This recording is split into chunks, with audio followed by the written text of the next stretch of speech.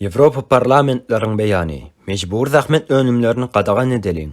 2021 yılın 15 sentyabrına Ursula von der Leyen Yevropa parlamentine geldi ve bazarmazda mecbur zahmet önümlerinin qadağan edilýändigini ıglan etdi. Yevropa Komissiýasynyň bu wadaany ýerine ýetirmeginiň wagty geldi. Dograbap gulçuluk önümlerinin Yevropa bazarına girmegini qadağan etmegiň wagty geldi. Gul edilen Uygurlar, Türkmenler we dünýäniň islendik ýerinden mecbur işçiler tarapyndan öndürilen köýnek, ayakkabı ya da avtouloglar indi dukanlarymyzda satylmaly däldir. Şonuň üçin hemmemiz Yevropa Komissiýasynyň prezidentiniň beren wadasyny maqulladyk. Şol sebäpli bu iň möhüm wadanyň has çalt durmuşa geçiriljekdigine göz ýetireriz. Sowda düzgünleşdirmesiniň, geňeşiň, durnukly korporasiw dolandyryş kanunçylyk teklibiniň üstüni ýetirip, bu qadağanlygyň durmuşa geçirilmegiň iň oňat we ansat usullaryny ananýarys. Bu mümkin. Amerikanyň Birleşen Ştatlary muny etdi.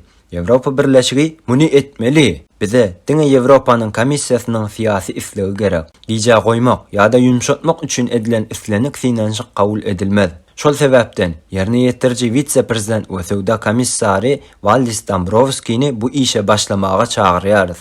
Biziň habarymyz düşnüklüdür. Gulçuluk önümlerinin importunu qadağan etmek isleýäris we onu hut şu wagt esleýäris.